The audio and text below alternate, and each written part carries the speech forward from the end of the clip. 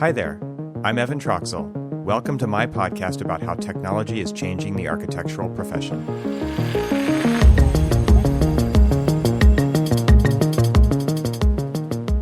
This week I have a really great conversation with Geoff Manaugh. And you might be thinking, who's Geoff Manaugh? And I think you might have been thinking, who are all the other guests that you've had on this podcast? You've never talked about them before you started the show. And you wouldn't be alone, because that was brought to my attention by a good friend of mine, and now I am taking his advice and doing a bit of an intro before the show kicks off. Originally, when I was thinking about doing the show, I just wanted it to be like you're a fly on the wall overhearing a conversation between me and whoever the guest of the show is. And now that I've done it for a few episodes and put it out there, I think it probably makes sense to use this as an opportunity before the show actually begins to, number one, let you know who they are, and potentially, number two, if there is any kind of follow-up that I need to do from previous episodes. So consider this the very first one. This is a little bit of extra work and more timely, maybe right before the episode goes out, because I do record these quite often in advance. And hopefully, if you like it, give me some feedback. If you don't like it, give me feedback about that too. All right, so now that little business piece is over with, let's talk about Geoff. Geoff Manaugh, first and foremost, he's a writer. And if you go to geoffmanaugh.com and link in the show notes so that you can check out more of what he's up to, it has a great little description. So I'm not going to try to come up with my own. I'm going to read the first couple short paragraphs that he has on his own site, basically telling you who he is and what he's all about. So I'm going to do that first. Geoff Manaugh is a Los Angeles-based freelance writer and the author of A Burglar's Guide to the City, on the relationship between crime and architecture. A Burglar's Guide to the City was a New York Times bestseller for 2 months, and in 2016 was optioned for television by CBS Studios. According to Amazon.com, it was one of their, quote, best books of 2016. Manaugh regularly covers issues related to cities, design, crime, infrastructure, technology, and more from the New York Times Magazine, The Atlantic, The New Yorker, The Guardian, New Scientist, Cabinet Magazine, The Daily Beast, Wired, Wired UK, and many other publications. So I think with that quick description, you immediately can understand why I wanted to talk to Geoff. And this is the first time I've ever talked to Geoff in person, not actually in person, over Skype, because we are in quarantine times right now. And it was a fantastic conversation. We talked about geology, music, architecture, so many things. It was all over the place. As you kind of got from that description on the website, he's got his fingers in all kinds of pies all over the place, and I would love to have more conversations with him because there are so many rabbit holes that we could go down, and I just think that would be really fun. So you can also see Geoff's work on his blog, which at the time of this recording, he had not updated in a while. He's been very deep in writing his newest book that's coming out in spring of 2021, on quarantine, which coincidentally enough, we talk a little bit about during the show. That was a topic of interest for him for several years now, and it's only become even more of a thing now that everybody's in basically a type of a quarantine during COVID-19 time. So since this conversation that Geoff and I had, he's actually been on quite a roll on his blog, which is buildingblog.com. That's BLDGBLOG.com, building blog. And he's got a few great posts, but I also love following him on Twitter and Instagram, where he has a little bit of a visual flair to the types of things that he posts. And I love seeing what he comes up with and the connections that he makes and the dots that he connects. I really feel a little bit of a kindred spirit with him. As I say in the episode, I think he's a little bit X-Files and a little bit 99% invisible, and I think you'll agree. So without further ado, I hope you enjoy my conversation with Geoff Manaugh.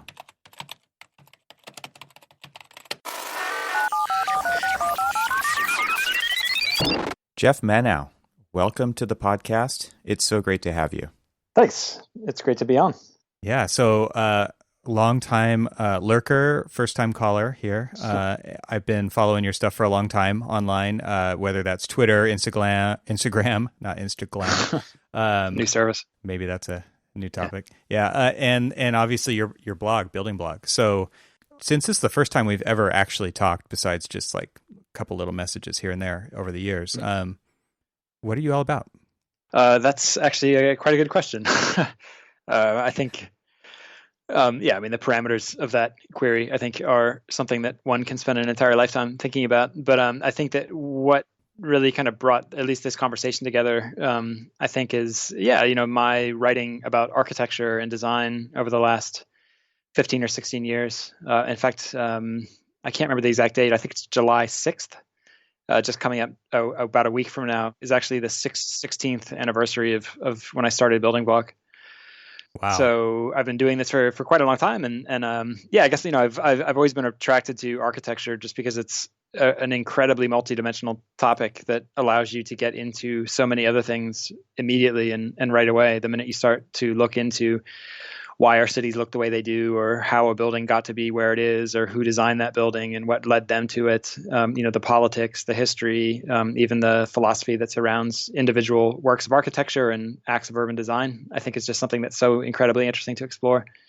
And then obviously architecture is also this thing that you stumble onto almost immediately if you watch a science fiction film or read a horror novel or look into news reports about war and on the other side of the world and how it's being waged, the kinds of things that happen, all of these things that start touching on the built environment in a really interesting and way that you can track across different fields and topics. And I think it's that kind of thing that I've always tried to do with my architecture writing, really kind of track down those spatial themes, tie things back to the built environment or to landscape. And that touches on everything from geology to, as I mentioned, science fiction to the avant-garde, and then just to straight up architecture itself.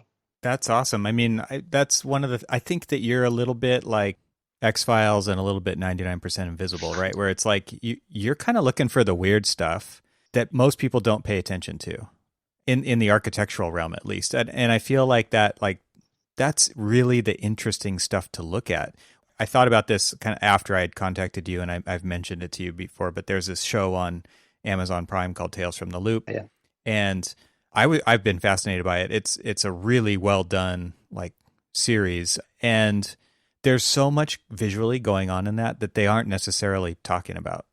And that's what I kind of notice when I look at the stuff or read the stuff that you're posting, is that there's kind of this common thread that it's like, have you ever looked at it this way, or have you ever looked over here? Or I can imagine kind of what that might be like for you is when you're kind of out searching for something to write about. Or I'm not sure how that process works for you, but I can imagine there's a lot of Google Earth involved. There's a lot of digital tools kind of out there. You're kind of Sherlocking around looking for stuff that looks interesting and finding more and more out about it until you actually kind of hit on something where you can maybe tie it into other aspects of other things that you've seen or talked about. Yeah, I mean, I definitely think that's part of it. I mean, some of it is really just kind of an unwitting realization that, hey, this reminds me of that. So there'll be a scene in a movie and that reminds me of something I read in an architecture book, or the other way around. I'll see a work of architecture and that reminds me of something that, was in a video game, or that I remember reading about as a kid in a novel or a Greek mythology, or, these things where I just think, wow, those two things are similar in a way that is exciting, and I'd love to write about those. And then also, sometimes it even just comes out of the writing itself. I'll see something that catches my eye, whether it's a story or an image or a new project, and I will think to myself, oh, A reminds me of B, and that's what I'll set out to write. But in the act of writing, you then realize maybe there's just a little phrase, or you think to yourself, oh, I'll link out to this thing, so that people know what I'm talking about. Whether it's something as simple as a Wikipedia page, or it's an article in the New York Times, or whatever it might be. But in the act of putting the post together, suddenly you remember, oh, it's also like C, and it's kind of like D. And if you put all these together, you might get something like E or F, and then that's where you start getting into, or at least for me, that's when I start getting into the kind of what if scenarios that can be hit or miss on Building Block. But, what would happen if we took this thing and extended it into the future? Or what would happen if we took this thing and we put it into a totally different context? I think that's, for me, just the thing that can be really exciting about writing in general, not just writing about architecture, but the very act of writing. For other people, it might be sketching, it might be modeling in an architectural program. But for me, it's that when you start realizing, okay, this is gonna lead to that, which could lead to this, and then it might be this if we put it in a different scenario. That kind of stuff is just really exciting for me. that whole process to me is fascinating because like as a designer, I've gone through that many, many times where it's like, it's kind of like Stephen Pressfield writes about this in his work too, where he talks about just showing up and doing the work, Sure. right? He has a book called Just Do the Work, or it's called Do the Work. And basically that's how you become a professional at doing something, is just by showing up and doing it day after day after day. And I've experienced that myself, like laying out, a floor plan or whatever for a building, and you just can't solve it. And then you just can't solve it. And then you just can't solve it. And then like you said, you just keep noodling with it. You keep trying different things, different permutations of adjacencies or whatever those things are. And then all of a sudden it's like, oh wait, there's something here. And then when you solve it, holy crap, that's so satisfying, Totally. right? It's like, it's that moment where you're like, I'm so glad I spent the time doing this because now I've actually cracked this. I could have cracked it 5 other ways and they would have been terrible compared to this.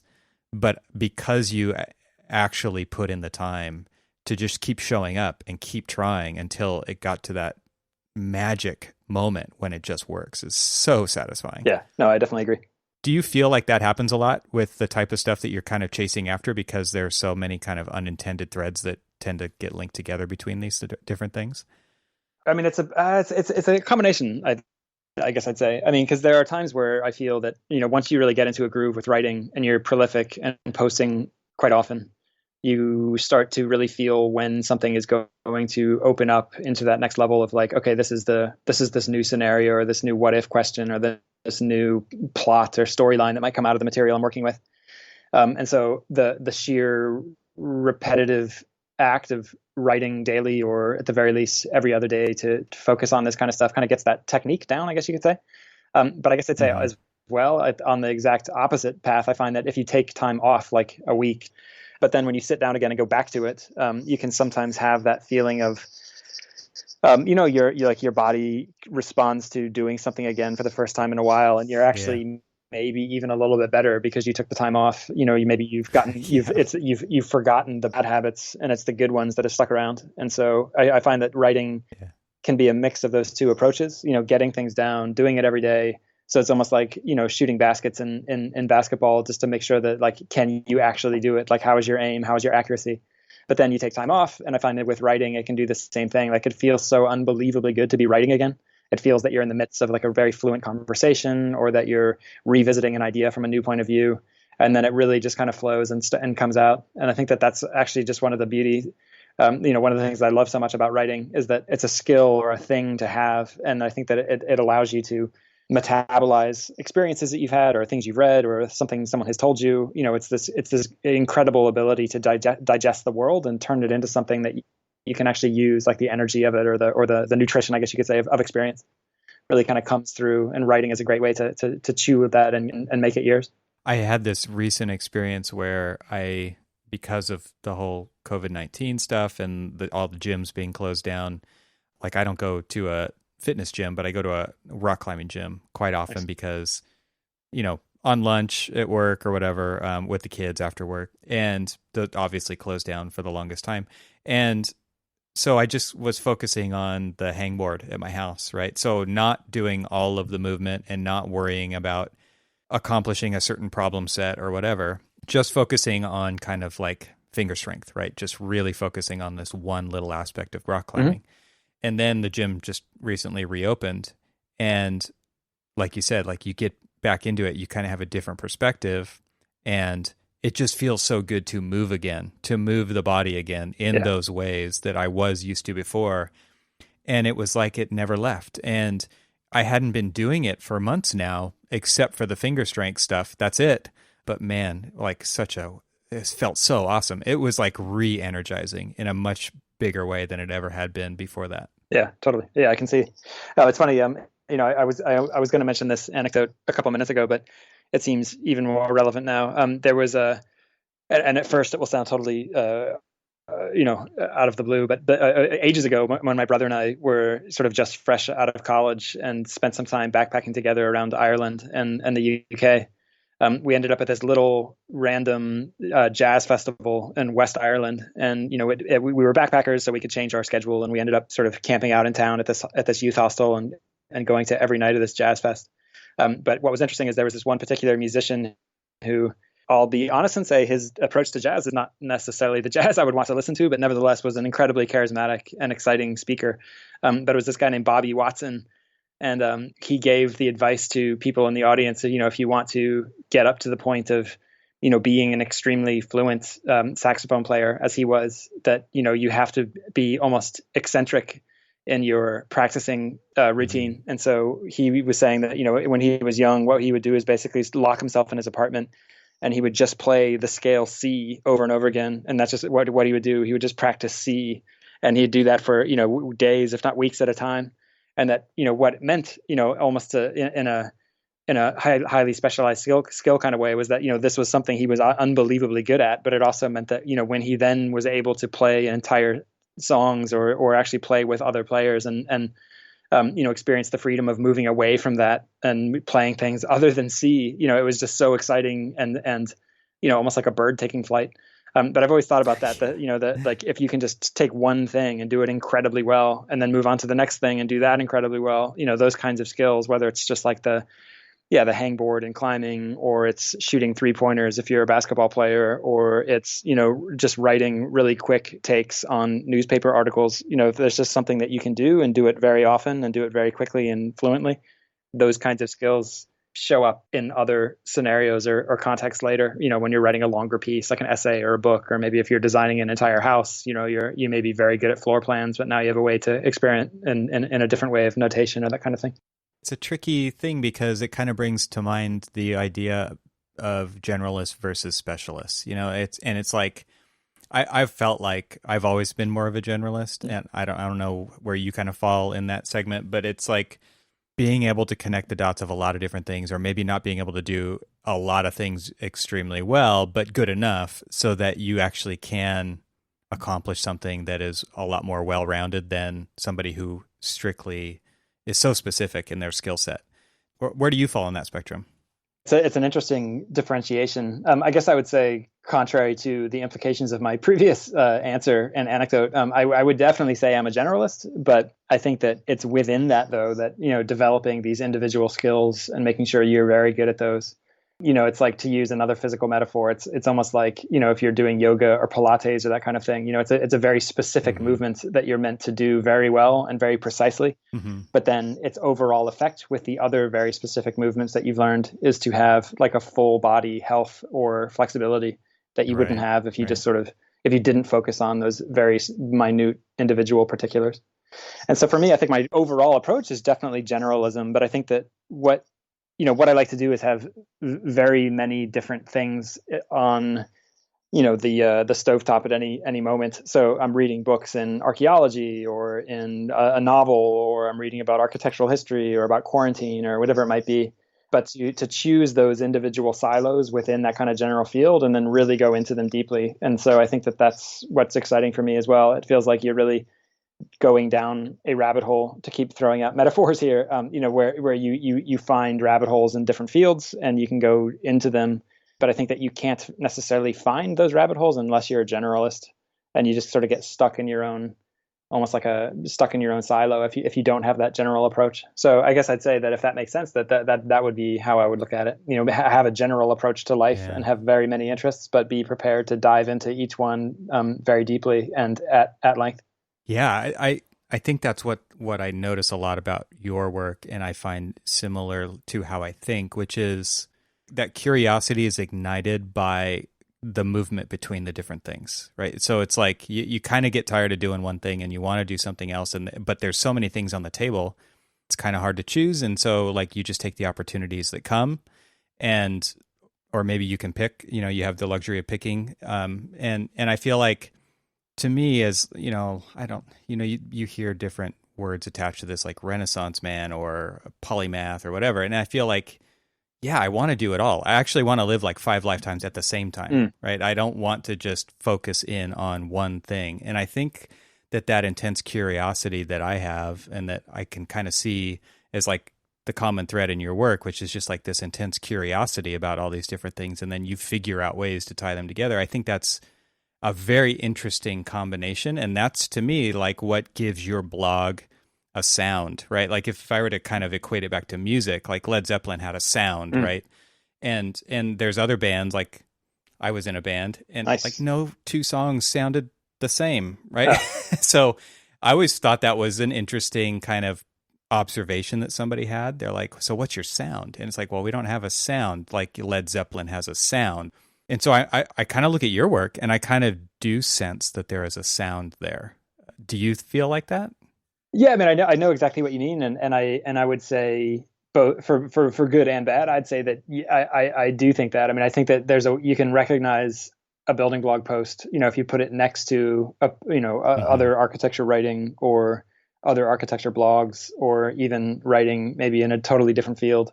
I feel like there's an aspect to building blog that is recognizable and can be picked up on. And I think, of course, obviously that's good and bad. I mean, I think that on the good side, it means that perhaps I have found my voice, or there Hmm. is a consistency to approach, or that kind of thing. The bad side is people who are like, oh God, here's that building blog thing again. Where you have to start acting, or sorry, start asking what if questions, or you have to mention archigram and JG Ballard, or whatever it might be. There's a certain Mm. formulaicness to it that I think some people might object to. But I do think that there's a sound to it in that approach. Yeah, I kind of think it's a little visual too, right? I see your covers to your books. I see the types of images that you present, like from the point of view, or maybe the grayscale. I don't know, like there's something about it that's like a language that you've developed. Yeah, I think it's hard to hide one's tastes or proclivities. They come out. So I think, yeah, or at least for me, that eventually the same kinds of images are the kinds of things that I'll be attracted to. Or I mean, ironically, I don't have too much say in the design of the covers of my books, but nevertheless, there Yeah. is a kind of consistency that is developing. I think when a graphic designer sees previous books I've been connected to, and then makes the next one, a kind of theme is coming out. Yeah, definitely. So what are you interested in right now? Like what's the stuff that's really got your curiosity? I mean, yeah, that's a great question. I mean, and obviously it's a bunch of stuff. I think easily the thing that's most front of mind is this book that my wife and I have been writing for a couple of years now, and ironically is late, so it should have been done already, and actually should have been out in bookstores. And I'm actually glad it isn't. But it's actually a book about the history and future of quarantine. And so, with Mm. everything going on with the coronavirus and the global lockdown, which is, I guess, no longer global, but is now still ongoing here in the U.S., where the outbreak is spiking at the moment, here at the end of Hmm. end of June, um, that book seems weirdly timely, and so it's actually been really interesting to be finishing it up in a state of lockdown, and to be able to experience, a quarantine, either literally or metaphorically. How did that happen? How did you get into like writing a book about quarantine, obviously before this thing happened? If you go way back, it was all the way back in 2009 when just a couple random things came together. So I happened to be reading The Plague by Albert Camus, and then my wife and I were down in Sydney, Australia, for a short-term teaching gig. And one of the things that we noticed was that there was this old quarantine hospital outside of Sydney, out on the bay, and this really beautiful peninsula overlooking the bay coming in from the Pacific Ocean. And it used to be a quarantine station, but was now this luxury hotel. And so, between reading The Plague, which was all about a city being shut down in a time of bubonic plague, and what happens to people when a city becomes a prison, and already Mm. thinking about that from an architectural point of view, like, okay, what does quarantine do to architecture? What does quarantine do to the limit of a city, or the walls of a city, or Hmm. to a gate? Suddenly something that seemed to be oriented toward keeping things out is now about keeping things in. And so, Hmm. and then noticing the fact that there was this former quarantine station on an incredibly beautiful peninsula that was now a luxury hotel. Like, well, what was that all about? Why did quarantine disappear? Why is this no longer a quarantine station? Why don't we quarantine? And that kind of led into, I mean, this risks being a very long answer. So the shorter version is that led into a design workshop that my wife and I put together, and that which led to an exhibition at Storefront for Art and Architecture in New York, and it was called Landscapes of Quarantine. And so the idea was to look at quarantine through a lot of the lenses that we've already talked about in this conversation. So we had like a graphic designer, we had a graphic novelist, we had architects, we had a sound designer, we had artists, architects, if I didn't already say that, a photographer, a set designer who went on to win a MacArthur award, and a bunch of people in this exhibition, all specifically approaching quarantine as a Wow. spatial or narrative problem. What does quarantine do in your discipline? If you're a novelist, what is quarantine going to do to your story? Or if you're an architect, what does quarantine do? So in any case, the exhibition was in 2010. And then I guess I just say that, yeah, we just sort of never really stopped thinking about it. It's once you really get quarantine on the brain, it's hard not to see it everywhere. You'll get news reports of an animal disease where horses are being quarantined on a farm, or it often happens sort of below the radar, but plants are often quarantined so that there can be zones within a city where you're not allowed to take certain kinds of plants because there's a fear that they will spread pests like an emerald ash borer infestation or that kind of thing. And then after Burglar's Guide to the City came out, I was thinking about what I might want to do for my next book. And, as I mentioned, we just never really stopped thinking about quarantine. And so we decided that we would do a quarantine book. And and that's we started reporting it and traveling for it back in 2016. And now we're finishing it up, and it will be out in the spring of 2021. But yeah, the idea is to look at quarantine all the way back to when it was invented, so the actual origins of quarantine as a defined practice, and then to look at the future of quarantine. And I guess I'd say one of the reasons why I'm glad we didn't finish the book is that a lot of the stuff in our original draft of the book that was the future of quarantine has effectively happened. So, we've actually seen a lot of the technologies that we were talking about come into existence with, drones warning people to go home, or QR codes to get onto the subway, or thermal scans to get into restaurants. All the things that seemed like the future of quarantine are now the recent past of quarantine. So it's been a really interesting process to see that happen. I can imagine. It's like, have you guys had to kind of go back and modify what you've done because of this, or have you pushed even further out? Yeah, I'd say both. I mean, I think that we definitely went back and changed some stuff. So the future of quarantine, as I mentioned, is now, in our book at least, is now a little bit different because we've seen much of it. Yeah. We changed the title because ironically, the title of the book that we sold it under was The Coming Quarantine. So the idea was that there is going to be a quarantine in the future that we will all experience because of the emergence of new diseases and how fast things travel around the world with air travel. And so there was this coming quarantine that we imagined. So now it's no longer called the Coming Quarantine. So we changed that. And then, of course, we rearranged some stuff as well, just because there are aspects of the topic that need less explanation now. And so it's been some editing and changing just to make sure it's clear that we're talking to an audience now that has very likely experienced quarantine, if not just simply seen it in the news. How interesting, because Burglar's Guide to the City, I'm sure was mostly about infrastructure that already existed, right? Mm-hmm. So this is much more like future casting in a sense. I'm sure you have quite a bit of it that's about historical kind of data and things that have happened that would lead to a hypothesis of X. But now you're pushing, I would imagine, out even further, since you've actually seen a lot of the things that you guys talked about come true. That just goes further the next time. So have you started to kind of do even more future casting at this point? Yeah, and it's a combination, I think, of future casting quarantine itself, imagining what quarantine will be like 5 years from now, or what technologies will become wrapped up in quarantine or used to implement quarantine. But it's also about trying to guess what aspects of the current quarantine will stick around. And so if you actually look at the past of quarantine, often things that were implemented, such as health passports that would prove that you were not infected so that you could go from one city to the next, things like that stuck around and became permanent.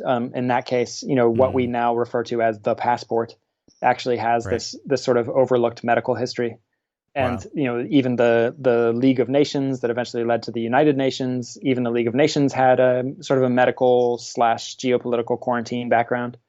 And so what's interesting about quarantine is that it's kind of a laboratory for governments and medical professionals to test out different technologies of control and tracking and testing and that kind of thing. And then very often those technologies of tracking and testing, or those architectural innovations, they often stick around and they become permanent. And so the question would be, what are we experiencing now in a state of quarantine that appears to be temporary, that in fact, a year from now, we'll just take for granted as just being another infrastructure? For example, we're looking at things like changing the design of restaurants so that people can eat outside, or we're looking at even just the tape interventions inside grocery stores where, we're putting lines on the ground to guide people around, almost like in dance choreography or dance notations, so that people know how to avoid one another and then check out without violating social distancing. Is that going to lead to permanent architectural change so that, 2 years from now, a grocery store, you won't even realize it, but you're in the quarantine version. It just doesn't feel like it because there isn't an active outbreak. I think those kinds of questions will be incredibly fascinating to see how they play out. Yeah, I think one of the interesting kind of aha moments for me is how the pandemic basically just brought to the surface or just put on everybody's radar what was already extremely broken. Yeah. And I think that has to do with stuff out in society and also just the way that businesses are run. And it gives us this incredible opportunity to say, why have we done it like this for so long, right? Mm. And you look at the way that classrooms work or school scheduling works or lunches work or so many different things, right? There's so many things where it's like we could rethink all of this because we don't have to maintain this framework that we've had for so many decades or even longer, right? Yeah. That's super interesting to me. And I think architecturally, that has much bigger implications because buildings are not the easiest thing to change. Mm-hmm. And they, they're meant to last, I would say here, they're meant to last about 50 years. And so that's a long time. That's longer than most people think that, I don't think people generally think about that to begin with. And you're talking about like mechanical systems and the way that the building basically, what's the building's nervous system? What's the building's circulation system? What's the building, there's all these different kind of analogous systems to human bodies inside of buildings as well.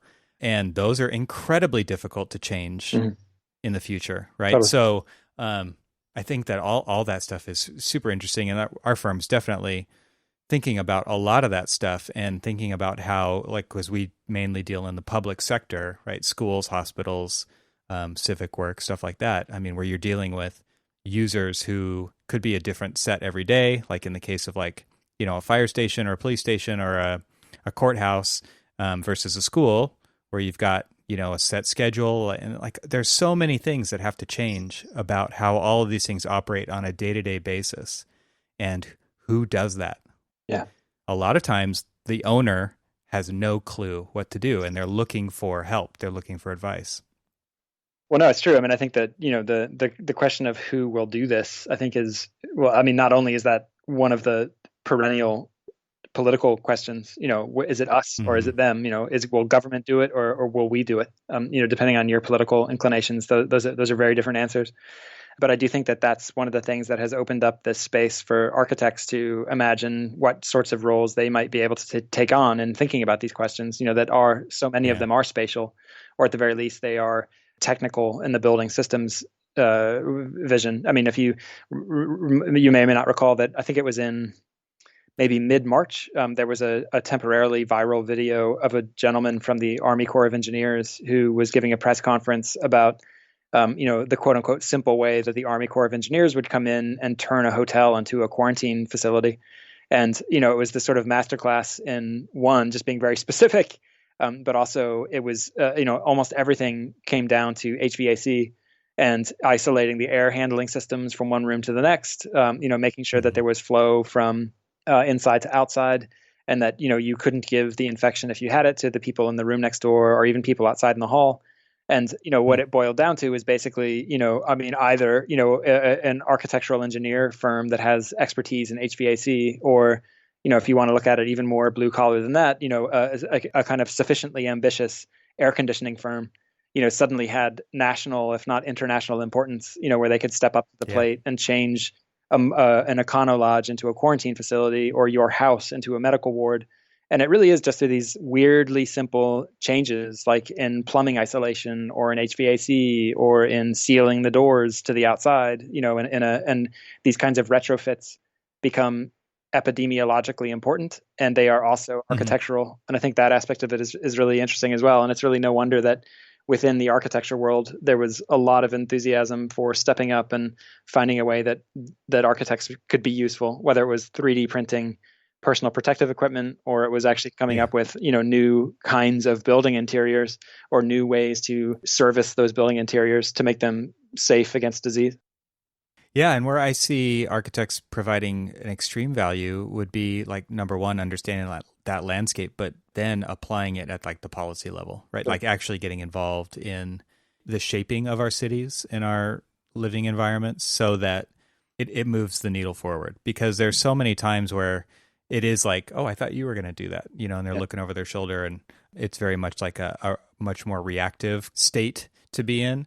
I think that there's a huge opportunity to actually push things forward from a policy and an agency level with the incredible depth of information that architects and engineers and the whole AEC industry, builders understand about that stuff to help make those decisions and make things safer for everybody moving forward.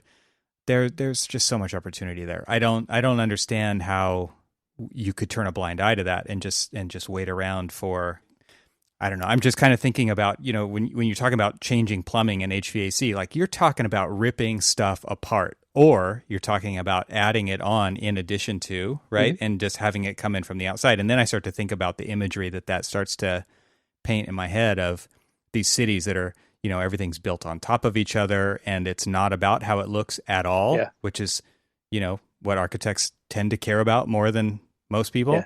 And then like, okay, so if that doesn't matter anymore, what does matter? And how do we live with that? And how do we work with that? And how do we come up with the best solutions so that these things are changeable in the future? Yeah. There's so many layers of complexity to this. It's incredible. Yeah.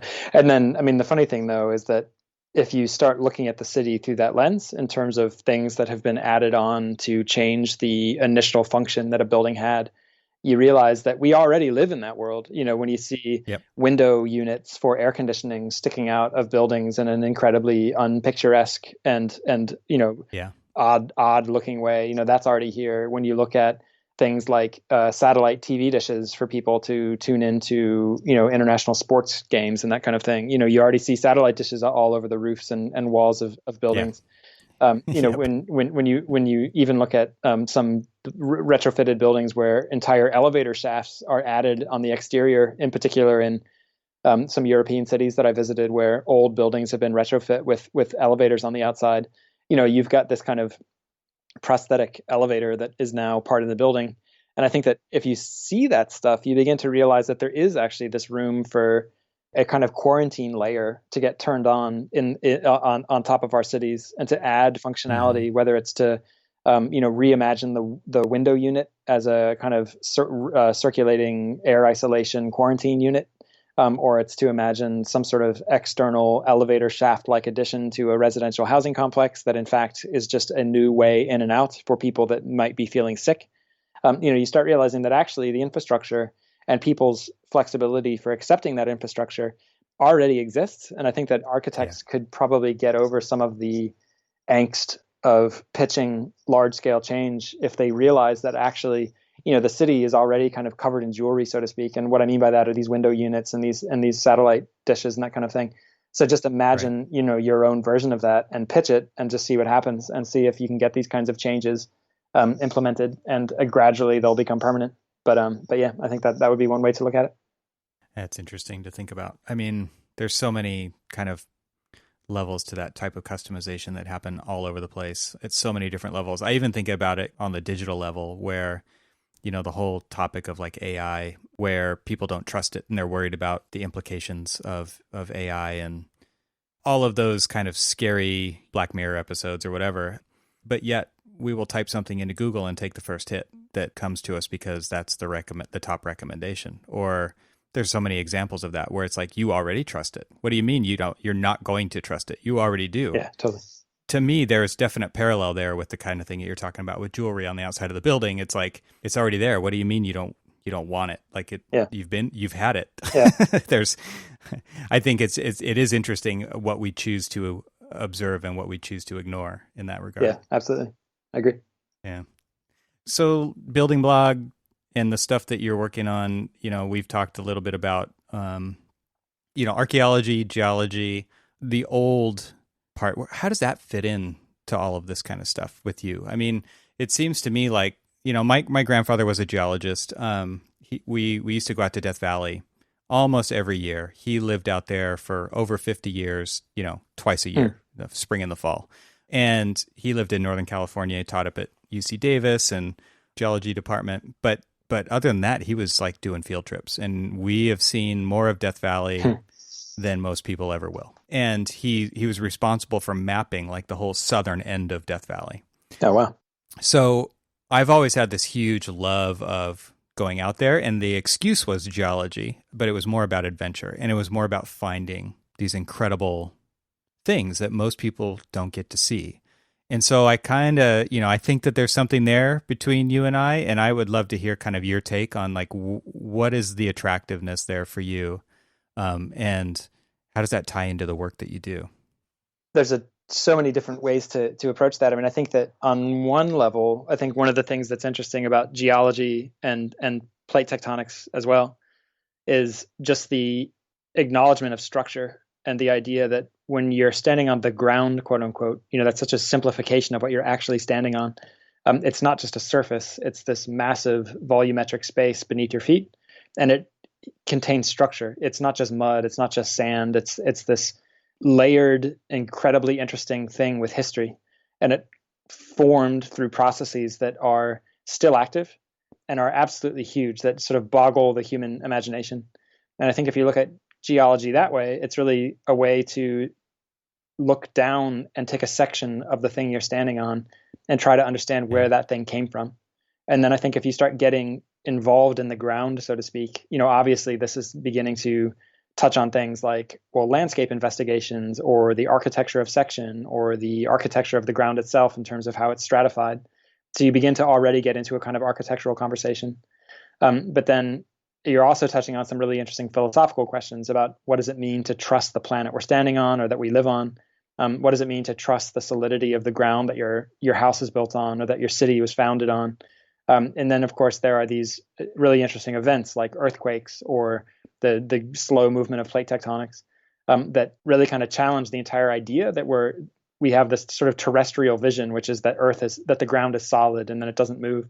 But when it does move, you move pretty quickly, or rather you transition pretty quickly from a terrestrial model to a maritime model, at least in the way that I look at it, where suddenly you're talking about waves and movement, and buildings are more like ships than they are static objects.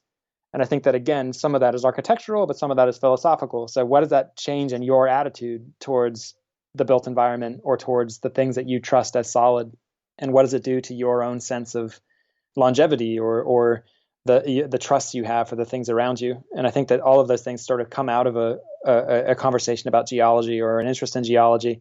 And that's even before you get into just the sheer aesthetics of it. I think that as uninteresting as this comment might be, I just think, rocks are unbelievably beautiful. And when you go into those landscapes, whether they're valleys like Death Valley or the mountains of, the Rockies or the Alps or whatever it might be, and you start to see these amazing mineral forms, that extend for thousands of feet into the air and can, totally dwarf all human cities. There's just something so spectacular about that. And also even that has a history within architecture. If you look at people like John Ruskin, who was documenting glaciers and mountain forms as architectonic examples for architects to study, I think that there's a long running history of architects being fascinated by geological environments as like lessons for them or examples for them to take on board and to think through things in terms of section and connection and proximity and all of the things that come up in a conversation about geology. I think that was probably my first awareness of section was Death Valley, right? Because you can go out there and you can see it like all over the place, the stratification and that's where my grandfather was editor at the GSA, and it was very much the place that was the epicenter of all that research was to talk about plate tectonics was there. Nice. Because like there's just cross sections everywhere where you can see the uplift and the downturns, and you can drive through the washes where you can see 5 different things happening at the same time. And that was the first time where it was like trying to understand that spatial quality is a hard, that's one way to put it, right? Of what's going on underground. And then starting to apply that to architecture at a much later time, right? It was like, oh, I get this. I understood it immediately. And it was because of all of those years as a kid going out and driving around in the Land Cruiser through the washes and over the hills and him pointing the his hammer that he would use to crack rocks open, and drawing lines in the sky about, you can see where this was and how that went and where this goes and why it's like that. And I thought that was always so interesting. So yeah, that's interesting because I had never thought about it until you just said it right then. Oh, that's funny. Yeah. So I was just trying to pull up an article I have here talking about when he was hired out there by his contemporary, Lauren Wright. And they basically mapped a lot of the back then it was the National Monument together. And Lauren did the north half and my grandfather did the southern half. And just a couple of years ago, he passed away. And we had a little ceremony out there, and they are in the process of naming a peak after the both of them, 2 different peaks. So, and they're right next to each other, but Lauren's is the north peak and his is the southern peak. So pretty cool. Oh, that's exciting. I mean, it's just, that's cool. It's fun to kind of bring it all back to together there. So moving into like the other kind of like, I don't know, what do you call it when you're so interested in bunkers and tunnels and I mean, it's fascinating stuff. Like my kids and I, when we go on vacation, I mean, our whole family, it's like we're looking for ruins. We're constantly on this search to like find places that people have previously inhabited or worked in. Or I just think that stuff is so fascinating, and there's so much like architecturalness to it. But at the same time, it was never thought of as a work of architecture. It was more like infrastructure. Totally. Yeah. What is the curiosity there for you? Because I kind of share it, but I don't really know how to describe it. I mean, on one level, I'd say that, or at least as of the moment, I'm not really a claustrophobic person, and so being inside these spaces is, in fact, really kind of calming and welcoming. I actually enjoy going into underground spaces that can be sometimes so small you have to crawl through them. Other times so huge it feels like you've discovered almost like an underground basketball court. And I think that spatial quality, as you mentioned earlier about being outdoors in Death Valley, I think is just something I really enjoy. I like the sound. I like the calmness of the air. I like the temperature even. It can be a very cool and calming kind of atmosphere. But then I also just love conceptually as well that idea, especially with tunnels, that here is this thing that appears to be separate from another. And if you don't go down into the section of the earth, if you don't go down underground, you won't realize that in fact there is a connection there. And there's something really interesting and metaphoric and exciting about that, especially when you can realize it physically and go down into that tunnel and pop up in another building. And from, again, from the view of the surface dweller, that connection seems magical. It seems impossible. It seems like it shouldn't exist. And I think experiencing that is just something that I absolutely love. So, actually being able to go into tunnels and experience them is something that I like. And then architecturally, I also just think it's fascinating that you have these sort of brute force interventions that take on an unplanned aesthetic that ironically articulates a lot of the beliefs of modern design in the classic capital M sense of modern design, where form follows function, or where you stripped a site or a space of ornament and just let it speak for itself for what it is and the materials that go into it. All of these sort of doctrines of capital M modern design pop up in infrastructure in a really exciting way. And so, if you really want to see, if you take Adolf Loos, for example, if you want to take him to the limit, you wouldn't really just go to a residential house designed by, a Loosian architect in Los Angeles or Switzerland. Take them to, a tunnel through the Alps, or take them into a brand new subway system being constructed in China. And you see what it means for form to follow function, or for materials to be allowed to articulate themselves and to express, what they actually are, whether it's concrete or steel or brickwork. And so in any case, I think just on that level too, there's something really fascinating architecturally about the spaces that are produced. And so it's an experiential thing. It's a metaphoric, philosophical thing, but it's also an architectural material thing. I always get fascinated visiting New York and just being in the subway system and daydreaming about everything disappearing around it so that I could just see it. I just want to see it in all of its glory, like big picture, because that is so difficult, right? Because they dug it out. Like it was never there. And they dug out a void to put this thing into it, at the same, like incredibly conceived to be able to do that and to weave and do all that stuff under the earth, I think is so incredible. Like my wife daydreams about all the buildings disappearing and just seeing the people floating in the air everywhere, right? But I'm much the opposite. I want to go underground and I want to pull everything away and just see all of that incredible maze that, Rube Goldberg machine that lives underground. That's so incredible. Yeah. Cool stuff, man, for sure. It makes me think of outside of Barstow in Southern California, there's a place called Pisgah Crater, and it's like a cinder cone area, and there's a bunch of lava tubes out there, and they're, for the most part, all marked via GPS coordinates nowadays. But I remember like in college going out there with some buddies and headlamps and cover-ups and just going in with our rock climbing gear, because some, like you mentioned, there's like some basketball court sized caverns underground, and then there's other ones where you got to push through with your toes, and they link together. Like that's what's so incredible about that kind of stuff. Like on one end of the spectrum, you're talking about it from like a man-made perspective, and on the other end, you're talking about it from a completely natural perspective. And there's so many similarities between the two. I mean, I'm not saying that like one inspired the other. I don't think that's the case, but it is so interesting to see two different outcomes on two different timescales and for very different reasons. Like obviously one's for a purpose and one is much less so, but it's so interesting to kind of experience both of those. And I love that about just the types of experiences that we can have. Super cool. Totally.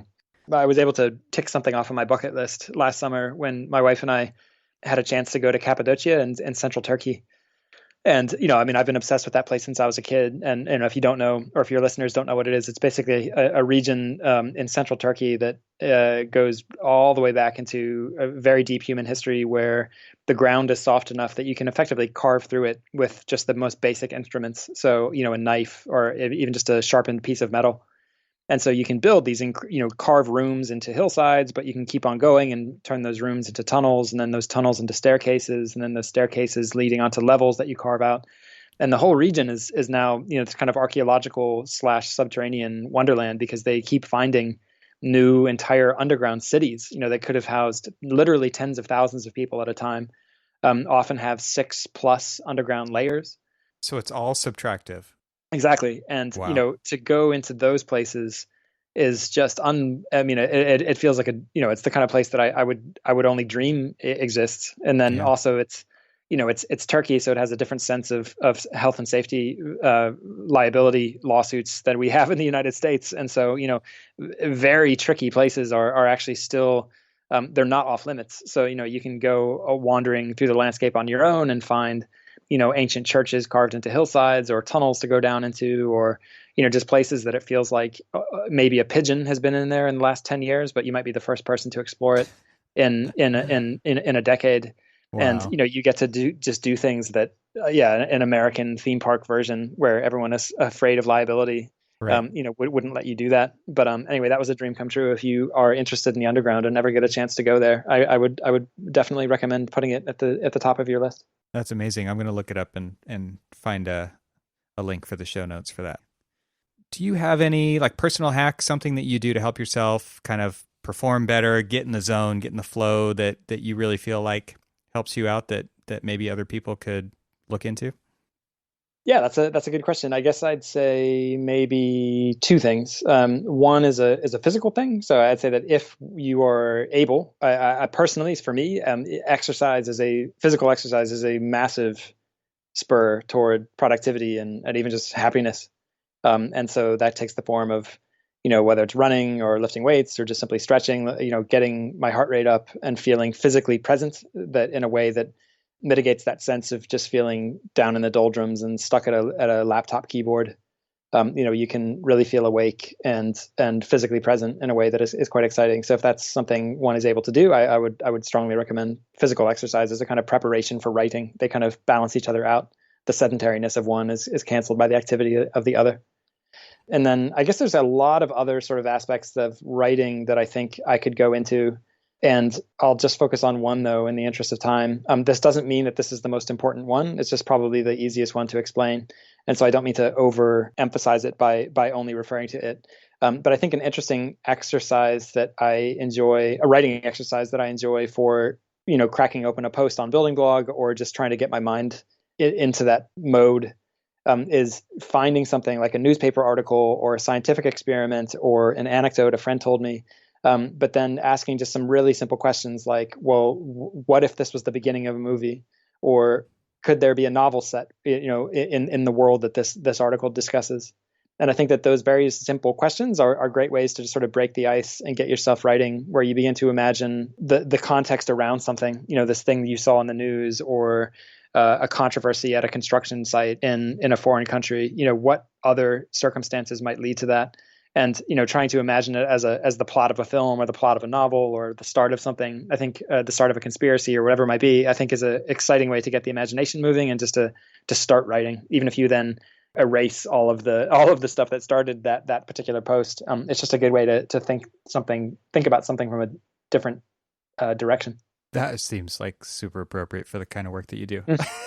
That's really cool. I mean, just as a creative kind of unblocker, even, I could see that being really helpful. That's pretty cool. Thank you for sharing that. That was awesome. Who do you listen to? What are you reading right now that's really speaking to you?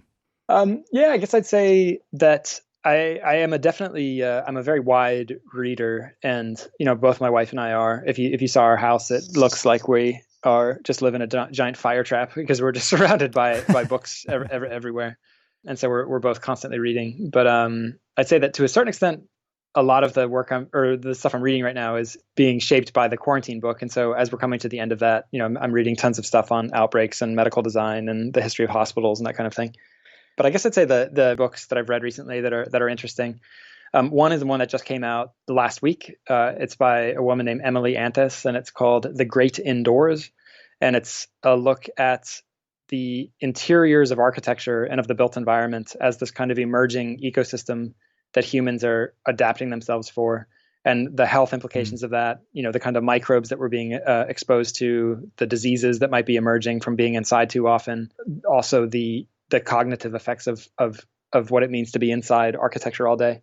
And it is a really interesting book in the sense that it also has some anecdotes about how architects could get involved in human health in a more direct way, for everything from the actual literal design of hospitals to just thinking about the emotional effect that different color choices or material palettes might have on residents. So that's a great book, and I would recommend that.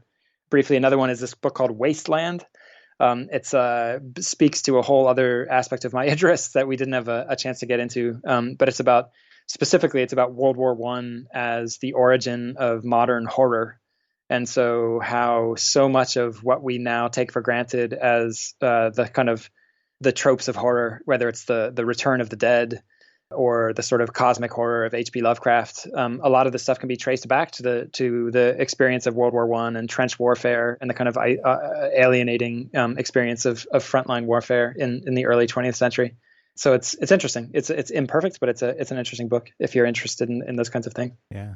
Cool. Okay. So final question, just where can people find out more about you, follow along with what you're doing online? Obviously, we will have a link to Building Blog.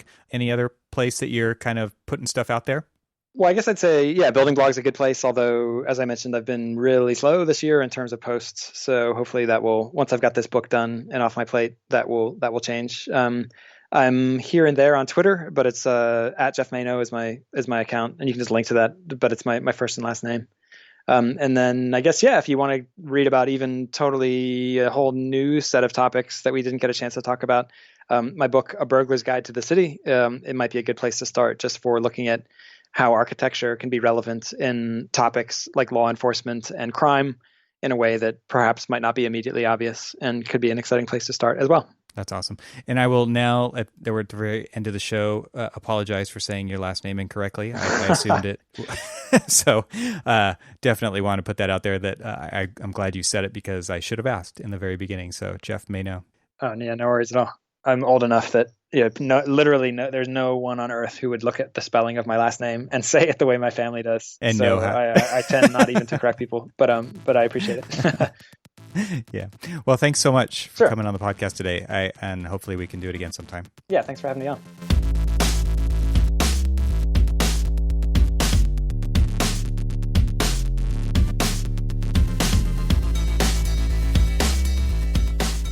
Thanks for hanging out with us today. This show is part of the Gable Media Podcast Network. You can see all the shows at gablemedia.com. That's GABLMEDIA.com. You can help support what I'm doing here by leaving a 5-star review on Apple Podcasts to help get the word out, and of course, share it with your friends. I'd love to hear from you, so leave a comment on the website at trxl.co/podcast, where you can find every episode. You can also follow me on Twitter and Instagram and YouTube. Just search for eTroxel. Talk to you soon.